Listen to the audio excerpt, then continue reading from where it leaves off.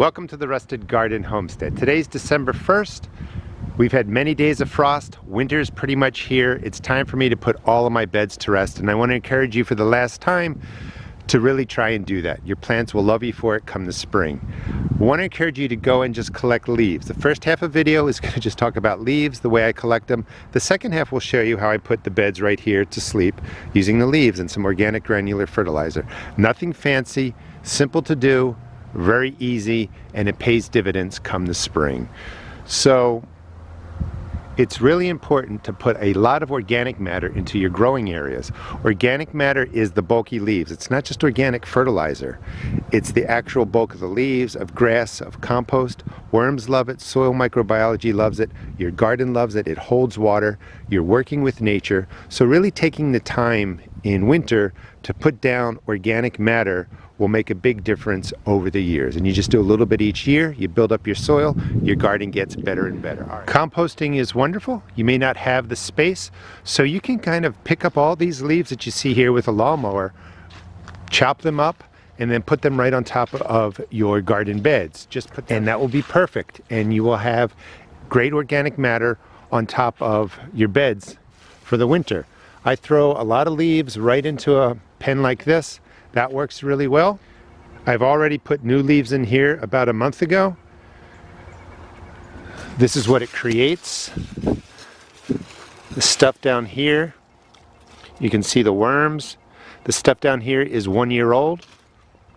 Or you can, again, just put it right on your bed if you don't have space for this. Some of my favorite leaves are from Japanese maples, different varieties of maples. They have small leaves. They really dry up nicely. I mean, look at that.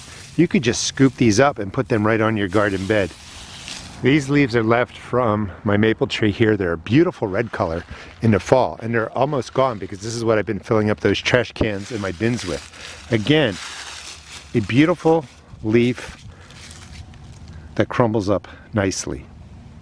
And finally, the other spot, and there's tons of leaves here. These are my river birches. They are nice thin leaves. These also helped to fill up my compost bins. Not as crumbly as the maples, but really pretty good. So I will take the lawnmower through here, chop this up, and we'll go to the next step. So it is December 1st, as I mentioned. There's not a lot of grass, but if you were doing this, 50% grass, fresh cut grass, 50% leaves is perfectly fine. All leaves is just as good. Use what you have available. If you don't have land, maybe check with a family or friend and you can get their leaves. So why am I showing you the tractor? I wish I was affiliated with John Deere maybe in the future. Just the row right there, all the way around, through here, this is what we end up with. 2 bags of leaves ready to go right into the garden. You can't waste this resource if you're able to get to it. This is the process you would just repeat throughout your garden. Any organic granular with NP and K represented, and I'm just putting, you know, good handful down like that. So you get the sense, you're really throwing it on there. This is going to break down over 4 or 5 months. Garlic's perfectly fine to sit in there. That's it. That will really make a difference come spring. The leaves, you can put in 2, 3, 4 inches, whatever you want. If I can do this one-handed, you can certainly do this throughout your garden. Let me spread these out. They're very dry. After this is done, we'll soak it in. So once the leaves are down, it's going to look something like this. Soak it down. You know, if it's in a raised bed with edges like this, you may not have to cover it, but you could cover it with burlap. Burlap will let water in. You could put a tarp over it, but make sure there's some holes in there because you do want moisture to stay in there so the soil biology and the worms can, you know, do their thing. That's only if you need it, but really soak this in. I want to just show you, take a minute actually, just to show you how much water to really put on there. Leaves repel water really, really well because they're dried out. So you just really want to soak them. So you can imagine, you can put down your burlap or tarp if you want to. But if you don't need to really, or you just want a little bit of protection, just lay some sticks across there. That will just help keep them in place. And that's all you really need to do for the winter to put your beds to sleep. And this will pay off. This will be a great mulch. You can mix it into the soil if it breaks down enough. Worms will chill in this. They'll leave behind castings. It's just a nice way to really save money and use the resources in your area. Now we'll do one more bed over there, and then I think you sort of have the sense of what's going on. I'll do more beds, but I'll just show you the finished product too. Now this bed was set up for my sweet potatoes next year, but that's fine. Let's just pretend this is a bed we cleared out all the weeds. You can leave some weeds in there. The reason I want to show you how I'm throwing down the organic granular is because each one's going to say, you know, X pounds or tablespoons or whatever per 100 square feet or 10 square feet. That's really hard to figure out. Just load it on there just like that. You can't really overdo it. This is going to give your garden bed N, P, and K. All right, now let's throw the leaves on top. Nothing fancy, just leaves going on a garden bed.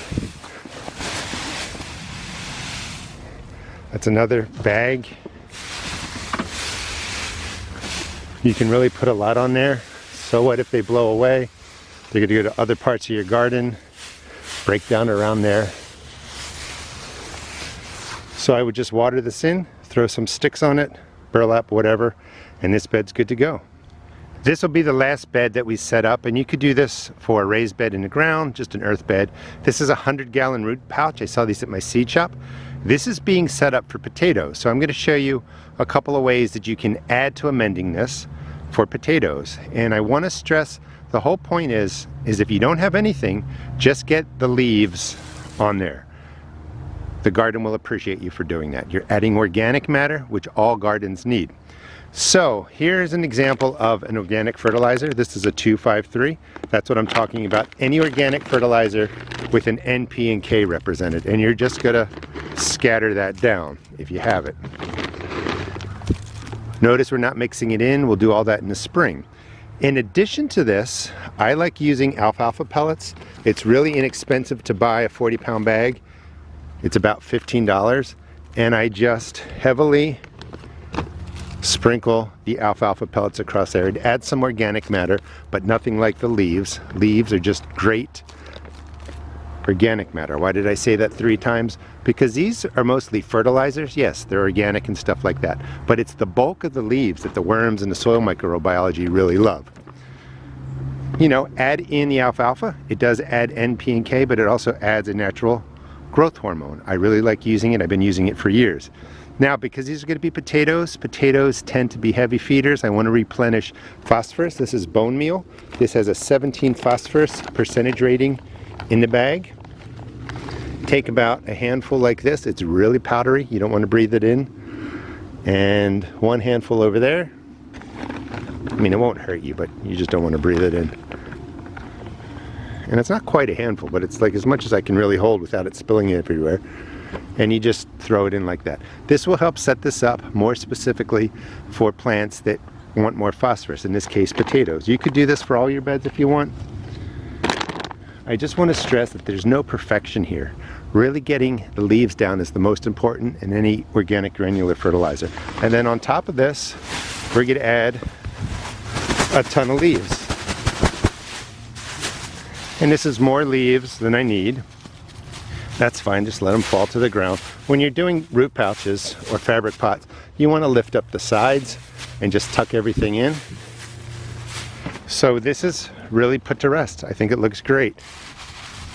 A good 4 inches, 5 inches of leaves. These will all break down. Remember, we're going to wet them down at the end.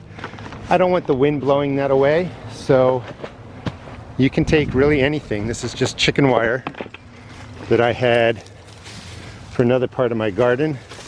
You don't need to cut it. You don't need to do anything fancy. I'm just going to lay it on there, leave it like that for the winter, wet it down. But this is just a great way to use the leaves, use the resources in your yard, set up your beds for the winter. You can see over here, I didn't even clear out the beans. I'll get to them later. Don't let thinking you have to clear everything out, you have to weed everything. Left the Swiss chard in there, just got the leaves in, good to go. Leeks, I'm keeping in there. Rosemary's staying in there. Just tuck the leaves all around there. But I have this whole section now set up for the winter. It'll slumber for a good 4 or 5 months. Come spring, these beds will be ready to go. Thanks for watching. Please check out my seed shop at therustedgarden.com. And if you got a chance, put the beds to rest. Your garden will love you for it. Thanks for watching.